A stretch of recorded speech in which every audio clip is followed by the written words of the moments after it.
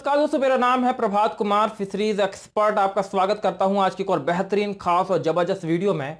और दोस्तों, आज के इस वीडियो में मैं आपसे बात करने वाला हूं मछली पालन में मछली को खिलाए जाने वाले फूड, यानी मछली को खिलाने जाने वाले खाना जिसको हम फीड भी कहते हैं, मछली के द्वारा कंज्यूम किए जाने वाले फीड, मछली के फीड में लगने वाली लागत और मछली की ग्रोथ के बारे में आज आपको एक ऐसा फॉर्मूला देने वाला हूं जिसको यदि आपने सही ढंग से समझ लिया और उसे कैलकुलेट करना आपसे आ गया तो आप मछली पालन में जो खाने यानी फीड की लागत है उसे बहुत हद तक घटा देंगे और घटी हुई लागत के साथ भी वैसे ही परिणाम प्राप्त करेंगे जो आप बढ़ी हुई लागत के साथ प्राप्त करते हैं। एक बात हमेशा ये ध्यान रखिए कि मछली पालन में जरूरी ये नहीं कि आप बहुत ज्यादा खाना खिलाते हैं, है ना।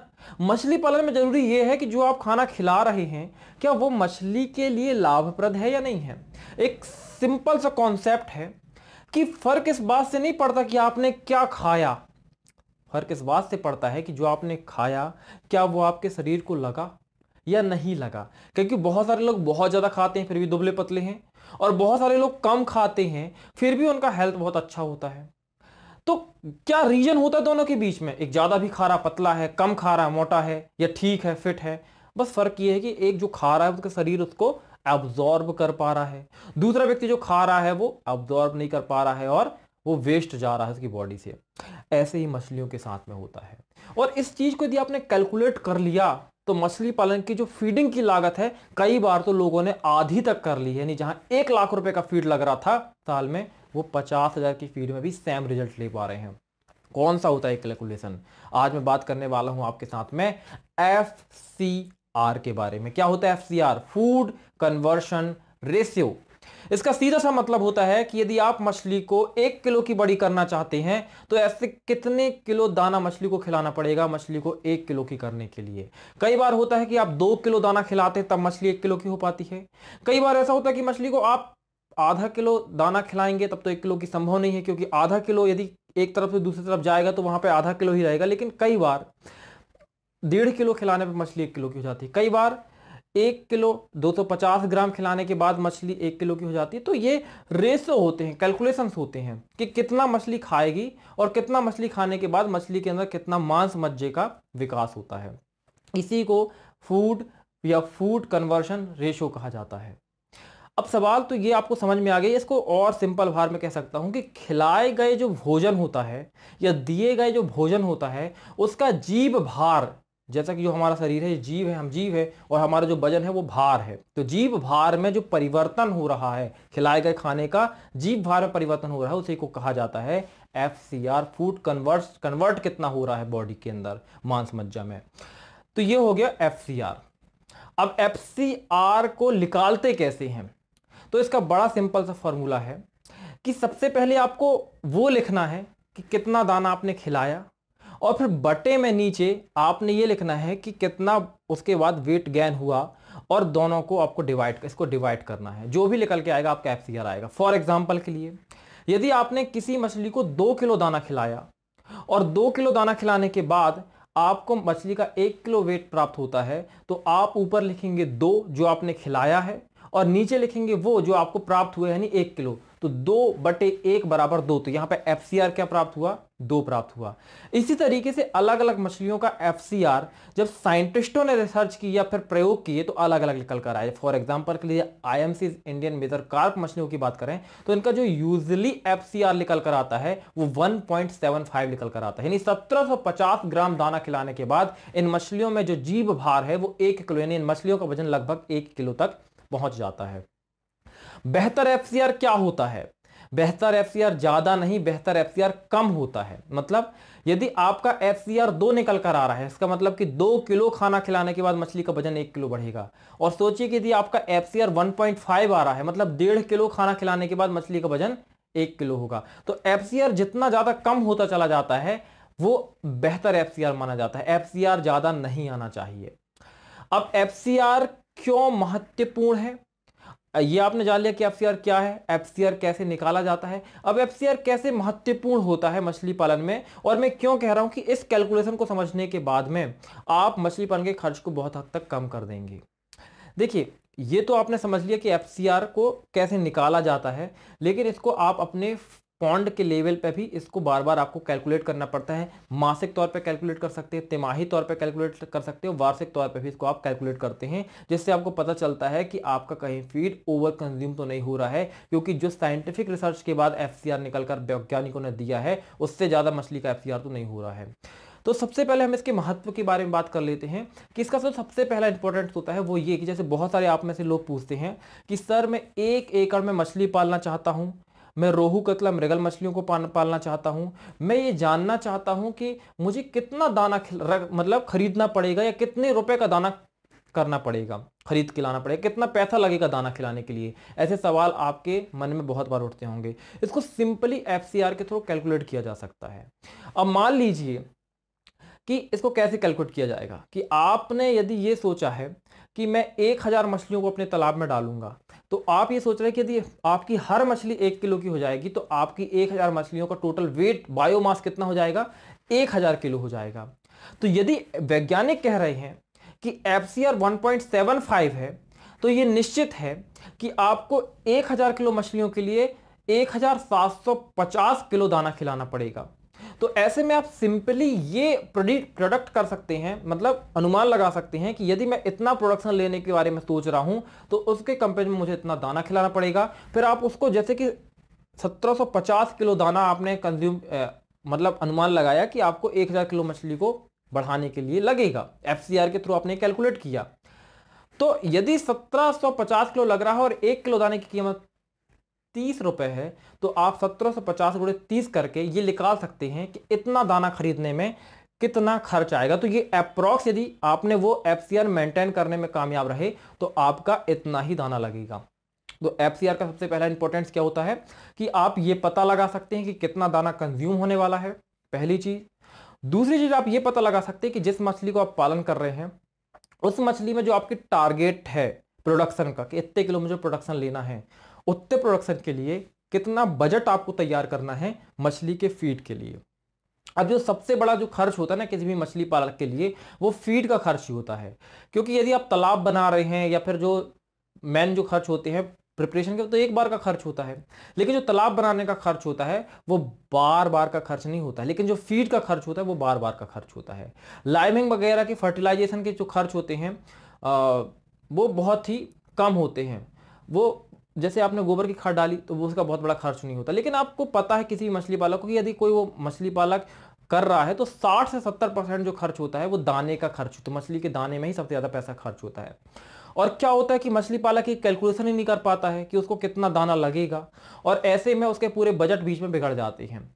क्या होता है कि ना जब सिंपली यदि सीधे तौर पे यदि आप मछली का पालन कर रहे हैं तब तो ये आपके लिए कैलकुलेशन करना बड़ा आसान हो जाता है, लेकिन जब ना 0 to 1 कोर्स लोग ज्वाइन करके मेंबर बनते हैं मछलीपालन.com के तो उन्हें कई बार ये समझ में नहीं आता कि कैसे कैलकुलेशन करना है, क्योंकि कई बार वो कुछ जगह में पंगास पाल रहे हैं, कुछ जगह में वो आईएमसीज पाल रहे हैं, कुछ जगह में मगूर पाल रहे हैं, और ऐसे में बड़ी कंफ्यूजन हो जाती है कि क्या कैसे कितना कैलकुलेशन होगा, कितना एफसीआर किस मछली का है, कैसे होगा। तो इन सब चीज़ों के लिए ना उन्हें परेशान नहीं होना पड़ता, क्योंकि वो डायरेक्ट हमें कॉल करते हैं और हम उनके लिए बजट तैयार कर देते हैं, फीड की पूरी चार्ट दे देते हैं उन्हें कि कब कैसे क्या खिलाना है और कितनी मात्रा में खिलाना है। ऐसे में उनकी बजटिंग चार्ट प्रिपरेशन ये वगैरह वगैरह हम सब करके दे देते हैं। तो यदि आपको इतने कैलकुलेशन में डीप कैलकुलेशन में नहीं जाना ना कि जहाँ पे आपको एफसीआर समझना पड़े, इन सारी चीज़ों को डीप में समझना पड़े, फिर कैलकुलेशन करना पड़े, फिर आपको ये डर है कि कैलकुलेशन गलत ना हो जाए, आप सिंपली मछलीपालन.com की मेंबरशिप 0 to 1 कोर्स को ज्वाइन करके ले सकते हैं। ऐसे में आपको एक फुल ट्रेनिंग भी मिल जाती है जिसमें आपको मछली पालन की संपूर्ण जानकारी मिलती है,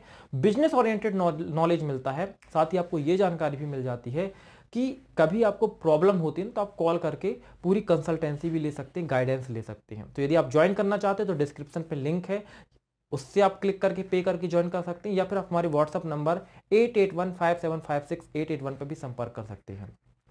तो ये तो महत्वता हो गई एफसीआर की कि एफसीआर का क्या है। तो सबसे पहले बजट बनाने में और फीड कैलकुलेशन करने में कि कितना फीड लगेगा। एफसीआर का तीसरा जो इंपॉर्टेंट होता है वो इस जगह पे हो जाता है कि यदि आपकी मछलियों में कंजप्शन से ज्यादा, जैसे कि यदि एफसीआर आपको पता है कि 1.75 है तो आप यदि उससे भी ज्यादा फीड दे रहे हैं तो मछली उसको कंज्यूम नहीं करने वाली है, और यदि मछली उसको कंज्यूम नहीं कर रही तो वो फूड कहां जाएगा, तालाब में वेस्ट होगा, इससे वाटर क्वालिटी भी खराब होती है।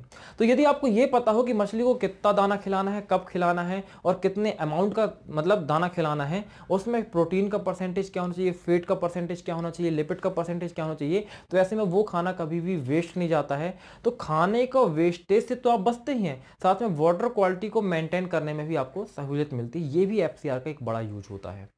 अब यहां पे सवाल ये आता है कि आपको ये समझ में आ गया कि एफसीआर क्या है, एफसीआर को कैसे निकालते हैं, एफसीआर के इंपॉर्टेंट्स क्या हैं। पर सवाल ये आता है कि आप कैसे कैलकुलेट करेंगे कि आपके तालाब का एफसीआर सही है या नहीं है। देखिए, एक तो होता है साइंटिफिक रिसर्च के बाद सामने निकल के आया एफसीआर, जहां पे आईएमसी के लिए भी ये कहा गया कि 1.75 है। तो वह वैज्ञानिकों ने अपनी लेबोरेटरी और जो लैब रिलेटेड पॉइंट्स होते हैं उनमें जाके रिसर्च की, जहां पे वो एक्सपर्ट थे और उन्होंने सब चीजें बेहतर तरीके से की, तब 1.75 उनको मिल गया। लेकिन आप उतने एक्सपर्ट नहीं हैं, तो आपका एफसीआर कम या ज्यादा भी हो सकता है, और यूजुअली हर बार ज्यादा ही होता है। मतलब अगर एक साइंटिस्ट लेवल का व्यक्ति कर रहा है तो 1.75 या 1.70 के अंदर एफसीआर मेंटेन कर लेगा, लेकिन एक नॉर्मल मछली पालक जब करता है तो वो 2.5, यानी कि जहां पे 2500 किलो दाना खिलाने के बाद में 1000 किलो प्रोडक्शन मिलता है, इतना एफसीआर बिगड़ जाता है। तो इतना एफसीआर क्यों बिगड़ जाता है? क्योंकि आप एफसीआर का कैलकुलेशन नहीं करते। तो आप अपने पॉइंट के लिए कैसे कैलकुलेट कर सकते हैं? इसके लिए आपको ये चेक करना पड़ेगा कि बायोमास कितना इंक्रीज हुआ और आपने उस बायोमास को इंक्रीज करने के लिए कितना फीड खिलाया। इसके लिए आप मंथली कैलकुलेशन कर सकते हैं, जैसे कि आपने महीने के, जब आपने मछली पालन के लिए फॉर एग्जांपल के लिए बच्चे तालाब में डाले, तब आप ये लिख लीजिए कि आपने कितने केजी बच्चे तालाब में छोड़े। उसके बाद आप डेली जो फीड खिला रहे हैं उस फीड को भी नोट करिए। अब 30 दिन का आप चार्ट बनाइए कि 30 दिन के अंतर्गत आपके जो तालाब में आपने कितना फीड खिला दिया। फॉर एग्जांपल के लिए आपका कैलकुलेशन निकल कर आता है कि 200 किलो दाना हमने खिला दिया।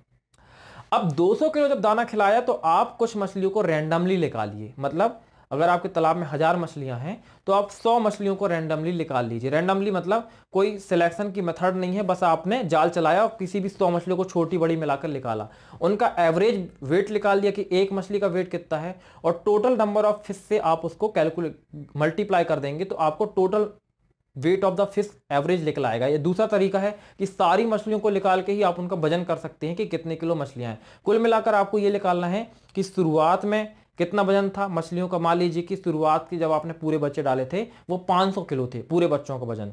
फिर एक महीने के बाद पूरे बच्चों का वजन मिलाकर कितना हो गया, आपने कहा 5000 किलो हो गया, मतलब 4500 किलो इंक्रीज हुआ वजन। उसके बाद फिर आप ये कैलकुलेट कर लीजिए कि 4500 किलो इंक्रीज करने के लिए आपने एक महीने में कितना दाना खिला लिया।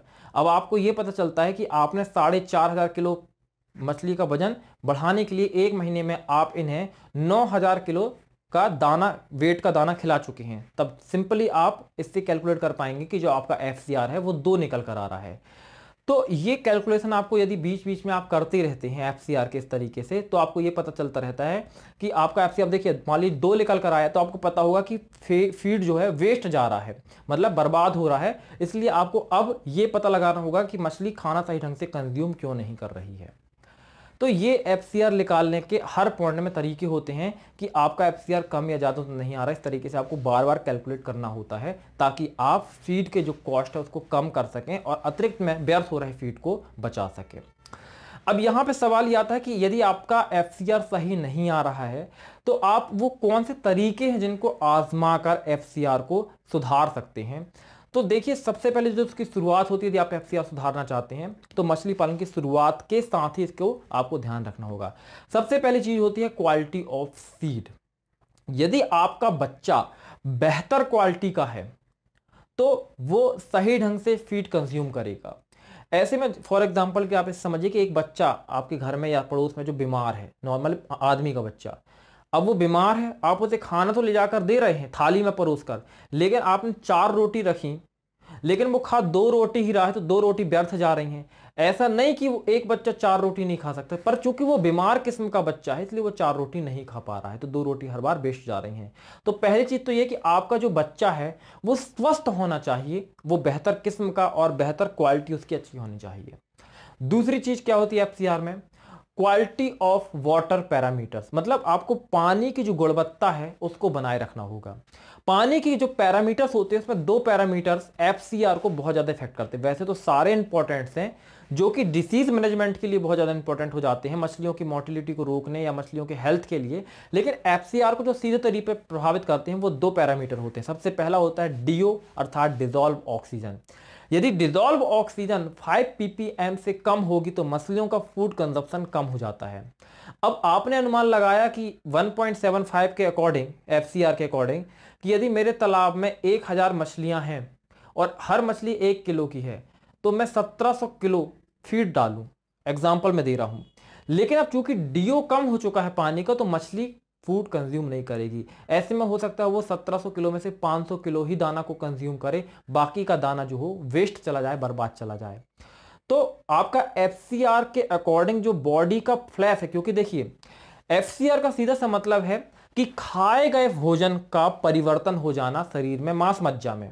खाए गए भोजन मतलब 1 किलो भोजन खा रहा हूं तो मेरे शरीर में कितना मांस मज्जा का विकास हुआ। लेकिन मछली पालन में जब एक्वाकल्चर और फाइनेंस की दृष्टि से एफसीआर को देखा जाता है तो ये एकदम अलग बात हो जाती है। क्यों? क्योंकि मछलियों को आप ऐसे हाथ में पकड़कर दाना नहीं खिला रहे हैं कि आपको पता हो कि वो कितना दाना खा रही है।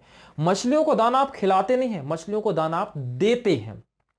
और जब भी आप मछलियों को दाना देते हैं तो यह तय नहीं किया जा सकता है कि दिए गए भोजन को मछली खा रही है या वो तालाब की तली में जाकर सड़ने लगा। लेकिन जब एफसीआर फाइनेंस की दृष्टि से कैलकुलेट किया जाता है तो हम यही बात कैलकुलेट करते हैं कि कितने रुपए का दाना दिया गया, बदले में कितने रुपए का कितने किलो दाना दिया गया और बदले में कितने किलो दाना खिलाने के बाद मछली कितने किलो की हुई। तो वहां पे फिर इस बात का भी ध्यान रखना पड़ता है कि खाना वेस्ट तो नहीं जा रहा है। अगर एफसीआर आपका बढ़ रहा है इसका मतलब खाना वेस्ट जा रहा है। तो यहां पे आपको ये बात, डीओ हो सकता है कि आपका कम हो और डीओ कम होगा तो मछली फूड कंज्यूम करना कम कर देगी, एफसी में आपका एफसीआर बढ़ जाएगा। दूसरा इंपॉर्टेंट फैक्टर होता है वो होता है टेम्परेचर यानी तापमान। यूजली नॉर्थ इंडिया में पाली जाने वाली सारी मछलियों की प्रजातियों के लिए जो ऑप्टिमम टेम्परेचर यानी एक समान तापमान होता है वो होता है 20 से 30 डिग्री सेल्सियस। यदि इतना तापमान है 24, 25, 26, 27, 28 लगभग ये तापमान की रेंज है तो मछलियां ठीक से खाना कंज्यूम करती हैं। लेकिन जैसे ही 30 डिग्री से ऊपर तापमान जाता है मछलियां खाना कंज्यूम कम कर देती हैं। ऐसे में फीड वेस्ट होना शुरू हो जाता है। मछलियों को दाना दिया तो जा रहा है लेकिन मछली खा ही नहीं रही है, और जब खा ही नहीं रही है तो शरीर में मांस मज्जा बनेगा कैसे? तो एफसीआर डेफिनेटली बढ़ जाएगा। दूसरा, यदि तापमान 20 डिग्री से कम होता है तो जो कोल्ड वाटर फिशेस होती हैं उनके लिए तो ठीक है, लेकिन नॉर्थ इंडिया पाने जाने वाली जो नॉर्मल मछलियां होती हैं इनलैंड फिशरीज उसमें एफसीआर फिर बढ़ जाता है यदि तापमान 20 से कम है। तो तापमान भी बहुत ही महत्वपूर्ण होता है और ठंड के मौसम में ये प्रॉब्लम सबसे ज्यादा होती है। तो दूसरा फैक्टर कौन सा हो गया? तापमान। तो यदि आप तापमान नियंत्रित रखें और डीओ को नियंत्रित रखें तो ये दो वाटर पैरामीटर्स आपके एफसीआर को मेंटेन करने में सहायक होती है। आपने दो को किया तो एफसीआर ठीक हो जाता है। इसके अलावा आपने जाना पहले नंबर पे कि फिश की सीड की क्वालिटी अच्छी होनी चाहिए। तीसरे नंबर पे आप जो सबसे इंपॉर्टेंट चीज है वो है फिश फीड की क्वालिटी। देखिए, यदि मैं आपसे कहूं कि आप 35% प्रोटीन वाला फीड मछलियों को खिलाइए तो 35% प्रोटीन का मतलब यह नहीं कि 35% प्रोटीन ही उसमें होना चाहिए। 35% प्रोटीन वो होना चाहिए जो एसेंशियल एमिनो एसिड को मछलियों तक पहुंचा सके। इसका क्या मतलब है? देखिए, जो प्रोटीन होता है ना वो जब उसका पाचन होता है तो वो एमिनो एसिड्स में ब्रेक डाउन होता है यानी टूटता है। जब वो एमिनो एसिड में टूटता है तो शरीर उन एमिनो एसिड्स को एब्जॉर्ब करता है आंतों में। तो शरीर को प्रोटीन नहीं चाहिए, शरीर को एमिनो एसिड चाहिए। लेकिन एमिनो एसिड कैसे मिलते हैं? प्रोटीन के टूटने से। तो प्रोटीन एमिनो एसिड का स्रोत होता है।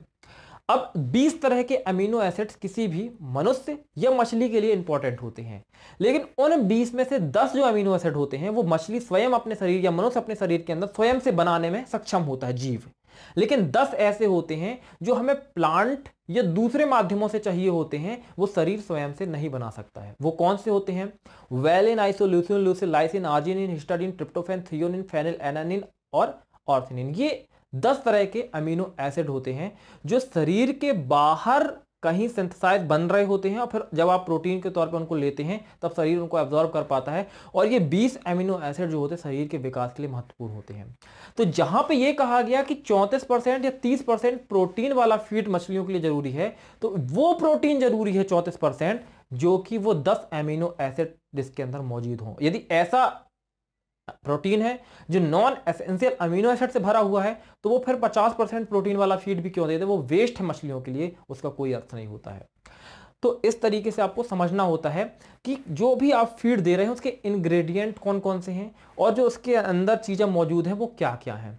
यदि एक अच्छी फीड कंपनी से आप फीड लेकर दे रहे हैं तब तो कोई समस्या नहीं होती है, लेकिन जो लोकल कई बार आप फीड देते हैं ना मछलियों को लोकल लोगों से, वो क्या होता है कि उनको पता ही नहीं होता इतने डीप कॉन्सेप्ट के बारे में कि अमीनो एसिड के भी इतने प्रकार होते हैं, कौन कौन से अमीनो एसिड होना चाहिए। वो तो कुछ भी चीजें मिला के फीड तैयार कर रहे हैं और फिर वो फीड आपको रिजल्ट नहीं दे रहा होता है। अब जब चूंकि वो मेन इंग्रेडिएंट फीड के अंदर नहीं है तो आप ज्यादा से ज्यादा उनको फीड खिलाते रहते हैं और ग्रोथ बहुत ही कम मिलती है। तो जरूरी ये है कि उचित और बेहतरीन किस्म का फीड आपको दिया, मतलब मछलियों को दिया जाए। और इसके लिए आपको या तो आप किसी बेहतर कंपनी का दें जिसकी साख हो, साख मतलब कि जिसका पहले से फार्मर के बीच में बेहतर इमेज हो और जो बेहतर रिजल्ट दे रहा हो, या किसी नए एंटरप्रेन्योर से भी आप यदि फीड ले रहे हैं तो आप उसके रिजल्ट के बारे में श्योरिटी करें कि वो दूसरे फार्मर के लिए कैसा रिजल्ट दे रहा है। यदि आप खुद से भी फीड तैयार कर रहे हैं तो उस फीड में भी आप ये तय करें कि यदि प्रोटीन, सबसे पहले तो मैंने बताया कि प्रोटीन का किस क्वालिटी का प्रोटीन है। पर दूसरी बात, कई बार ऐसा होता है कि रिकमेंड किया गया कि 30% प्रोटीन का फीड खिलाना है या 28% प्रोटीन का फीड खिलाना है, लेकिन आप फीड तो खिला रहे हैं 10 किलो, लेकिन उसमें 3% या 4% ही प्रोटीन है, बाकी कार्ब्स हैं और लिपिड है। तो वो फीड भी ज्यादा से ज्यादा आप खिला देंगे तो उससे भी आपको ग्रोथ नहीं मिलने वाली है। तो एक सही कैलकुलेशन के साथ बना हुआ फीड खिलाएंगे तो आपको बहुत ही अच्छे रिजल्ट मिलते हैं, एफसीआर आपका बहुत ही बेहतरीन आता है। अब फीड मैनेजमेंट के संबंध में एक और चीज आपके सामने आ जाती है, वो है फीड का साइज। देखिए फीड में प्रोटीन कैसा होना चाहिए, फीड का प्रोटीन परसेंटेज कितना होना चाहिए, लिपिड कितना होना चाहिए, ये चीज तो इंपॉर्टेंट है। लेकिन जब आप मछली को फीड खिला रहे हैं तो उसकी टाइमिंग भी इंपॉर्टेंट होती है, और टाइमिंग के साथ में जो अन्य चीज इंपॉर्टेंट होती है वो ये कि फीड का साइज क्या है। अब जैसे मान लीजिए आपकी मछली छोटी है, फिंगरलिंग साइज की, और आप उसे अगर 4 mm का फीड खिला रहे हैं तो आप उसे कितना भी फीड खिला दें वो मछली उसे कंज्यूम नहीं करने वाली और सारा फीड आपका वेस्ट चला जाएगा। कैलकुलेशन में तो ये आएगा कि आपने 200 किलो फीड खिलाया और उसके बाद रिजल्ट आपको नहीं मिला। कैसे मिलेगा जब मछली उसे खा ही नहीं रही है, क्योंकि रिजल्ट तो तभी मिलेगा ना जब मछली उसे कंज्यूम करेगी। अब फिंगरलिंग साइज की मछली का जो मुंह होता है बहुत छोटा होता है और आप उस मोटे जो छोटे मुंह के सामने इतना बड़ा साइज का फीड दे रहे हैं, अब वो उसे कैसे खा पाएगी, खा ही नहीं सकती है। तो फीड का साइज भी मछली की अवस्था के अनुरूप होना चाहिए। शुरू में आप 0.5 mm का देते हैं, फिर 1 mm का देते हैं, फिर 2 mm का देते हैं, फिर 4 mm का देते हैं। तो हर मछली की अलग अलग अवस्थाओं के अनुसार आपको फीड देना होता है। फिर अगला पॉइंट आ जाता है टाइमिंग ऑफ फीड। यदि आप गलत टाइम में फीड दे रहे हैं या अलग अलग टाइम में फीड दे रहे हैं तो भी आपका एफसीआर बिगड़ जाता है। जैसे कि अगर आप, मैं रिकमेंड करता हूं यूजली कि आप सुबह 8 बजे और शाम के 4 या 5 बजे फीड दें 2 टाइम में तो ठीक होता है। लेकिन कई बार क्या होता है कि आपने किसी दिन सुबह 4 बजे दे दिया, किसी दिन 8 बजे दे दिया, किसी दिन 9 बजे, किसी दिन 10 बजे, किसी दोपहर को 12 बजे ही दे दिया। कोई फिक्स टाइम नहीं है आपका फीड देने का। ऐसे में भी आपका एफसीआर बिगड़ जाता है। Timing of the feed, size of the feed, amount of the feed, इसके अलावा और क्या, प्रोटीन परसेंट या इंग्रेडिएंट ऑफ द फीड, ये सारी चीजें फीड के क्वालिटी को निर्धारित करती हैं। या फीड एंड फीडिंग दोनों चीजें होती हैं। तो इन दोनों चीजों को आप यदि सही से रेगुलेट करते हैं तो आपका एफसीआर बहुत ही बेहतर हो जाता है और अनावश्यक आपको फीडिंग नहीं करवानी पड़ती है। तो ये सारी चीज़ें बहुत ज़्यादा महत्वपूर्ण हो जाती है फीडिंग के संबंध में। अगर आप इन सारी चीज़ों को रेगुलेट करते हैं तो अनावश्यक में फीडिंग नहीं करवानी पड़ती है। ऐसे में जितनी जरूरी फीडिंग होती है केवल वो ही करानी पड़ती है और मछलियों का एफसीआर बेहतर आता है। इसके अलावा चौथी और चीज़ होती है जो एफसीआर को बेहतर कर सकती है, वो है स्टॉकिंग डेंसिटी। कई बार ऐसा होता है कि फार्मर बहुत ज्यादा स्टॉक कर देते हैं मछलियां, जहां पे 5000 की रिकमेंडेशन है वहां पे 15 20 हजार मछलियों को स्टॉक कर देते हैं। और ये ओवर स्टॉकिंग भी एफसीआर को बिगाड़ने के लिए जिम्मेदार होती है। तो एफसीआर के लिए इंपॉर्टेंट क्या है, सही क्वालिटी का सीड हो, सही अमाउंट, सही मात्रा में सीड जो है, क्वांटिटी में जो सीड है वो तालाब के अंदर स्टोर मतलब डाला गया हो या आपने उसका संचय सही अमाउंट में किया हो, उसका साइज सही होना चाहिए।